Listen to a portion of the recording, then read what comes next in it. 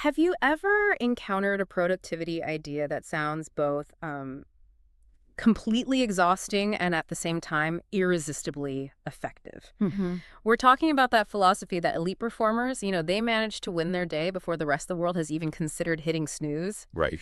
Today, we are doing a deep dive into one of the most famous and maybe famously structured systems out there, Robin Sharma's The 5 a.m. Club. And our mission in this deep dive is, well, it's specifically for you, the learner. Yeah. We're going to cut through the big fictional narrative, all the allegories, the The dialogue. dramatic monologues. Exactly. To deliver the core philosophy, the actual mechanics, and, the psychological insights that make this whole system work. I think we really want to understand if this promise of morning mastery leading to life mastery is that truly achievable. Or is this excellent marketing? Exactly. This isn't just about, setting your alarm early. It's about a very intentional, high-leverage routine designed to maximize your productivity, your focus, your health, and ultimately your success. It's a precise system. A very precise system, yeah. It's dedicated to turning that single hour between 5 and 6 in the morning into the most valuable asset you have. What's so fascinating here, I think, is that the author didn't just write a typical self-help manual. He didn't just list out tips and tricks. He chose a very specific delivery mechanism. Okay, let's unpack that because the sources are clear. If you pick up this audiobook expecting a dry instructional manual on habits, you are in for a huge surprise. A huge surprise. It is entirely wrapped inside a fictional storytelling format. It's a story. It is. We follow a narrative with a billionaire mentor who's teaching these principles to an artist and an entrepreneur. It blends productivity science, mental discipline, all of it delivered through multiple voice actors. It's essentially a motivational audio drama. And that sounds engaging, but it immediately raises a kind of tension, doesn't it? Sharma's promoting maximum personal efficiency, but the method he's using to teach it is, well, arguably inefficient. It takes hours of narrative to explain concepts you could summarize in, a few minutes? Right. And that tension is deliberate. The sources we looked at frequently note that listeners who want that direct, no-fluff instruction. The people who want the bullet points. Exactly. They often find the delivery theatrical, maybe even a little preachy. But hold on, couldn't that length be intentional? I mean, if the core idea waking up at 5 a.m. is simple, then the barrier isn't complexity. It's emotional resistance, right? It's your ingrained habits. Precisely. If we really analyze the choice of format, maybe that lengthy, repetitive, and emotionally charged narrative is the necessary psychological tool. You need that continuous immersive reinforcement. That emotional push. You need that emotional push to convince someone to endure the intense, temporary discomfort that's required to change a fundamental habit, like when you wake up. So the format is designed to embed the philosophy deeply, to overcome that sort of instinctual resistance to the 5 a.m. alarm. It moves the concept from just, an intellectual agreement Oh, that's a good idea. to an emotional commitment. Yeah. And that's absolutely crucial for consistency. Okay, now let's get to the mechanics that emotional commitment is supposed to be fueling. We're moving from the why you should wake up early to the blueprint of what you should actually do. And here it is, the central actionable mechanism, the 20-20-20 formula. This formula is the cornerstone of the whole system. It's designed specifically to capitalize on the unique brain chemistry and just the quiet environment of the early morning. It allocates that first 60 minutes, 5 to 6 a.m., into 3 very distinct intentional blocks. And the genius of this, I think, is that you get 0 external distractions. At the same time, you're maximizing your willpower and guaranteeing mental clarity before, the rest of the world and your inbox starts demanding your attention. Exactly. So let's break down those 60 minutes. The first segment is the first 20 minutes move. And this is not a gentle stretch. This is intense physical exercise, enough to break a real sweat. You are moving. So what's the specific purpose of doing it so early? I mean, we all know exercise releases endorphins, but why 5 a.m.? The timing is critical. When you wake up, your body has this natural, sharp spike in cortisol, the stress hormone. Sharma teaches that you need to channel this hormone, which can lead to anxiety if you ignore it. You channel it into activity. Into physical activity. By sweating, you process that cortisol and you simultaneously trigger the release of BDNF, that's brain-derived neurotrophic factor, along with dopamine and serotonin. You're literally optimizing your brain's chemistry for the day ahead. Wow. So that makes the move segment feel much more strategic than just, a quick workout. You're clearing the neurological decks. Exactly. You're initiating clarity and you're enhancing the neural pathways you're going to need for focus later on. Okay, so you've elevated your heart rate, cleared that morning fog, and now you transition. The second segment, second 20 minutes, reflect. This is the inner work. Right. This is the crucial period of intentionality. So activities here would be journaling, gratitude practices, meditation, or just meticulous planning. So you shift from high physical output to deep internal focus. Mm-hmm. And it's not passive reflection. The sources really emphasize this. It's about identifying your high-leverage activities, the one or two things that will actually move the needle on your long-term goals, and planning your day around them. This segment seems absolutely vital for combating the great enemy of productivity, which is decision fatigue. It absolutely is. Yeah. One of the core psychological benefits of starting at 5 a.m.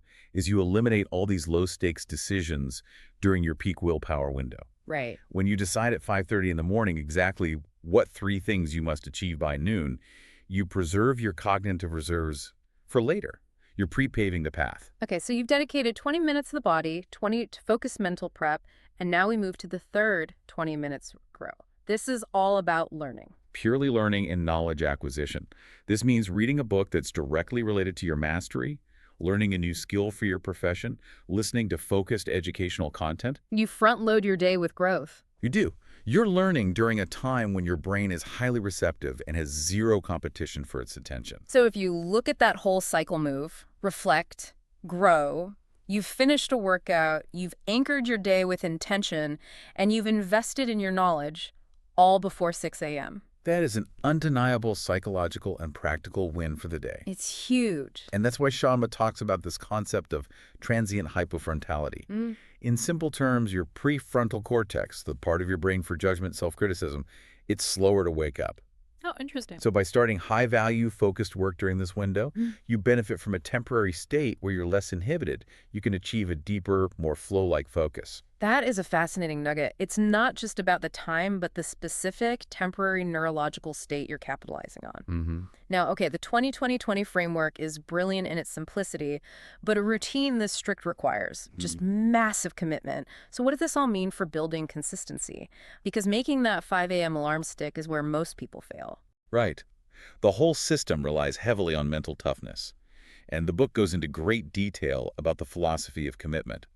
It really reinforces that habits aren't immediate. They require a specific timeline. And that timeline is 66 days to solidify. 66 days. That is the non-negotiable threshold for this club. It's not a 2-week sprint. No. It's a 2-month-plus commitment to discomfort.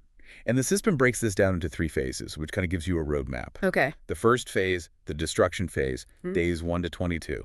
This is just pure pain. You're actively fighting old patterns. This is where everyone quits. This is where most people quit because the discomfort is so acute, and the philosophy here is critical. Discipline has to come before motivation. You don't wait to feel motivated. You exercise the discipline, and the motivation follows the results. Okay, so then you move to the second phase, the installation phase, which is days 23 to 44. This sounds like the real mental grind. It is. This is where the old habit is breaking down, but the new one isn't automatic yet. You're building those neural pathways, and it requires vigilance. And finally, the integration phase, days 45 to 66. By this point, the habit is becoming automatic. The initial discomfort fades, and you start seeing the tangible rewards. It becomes a reinforcing loop.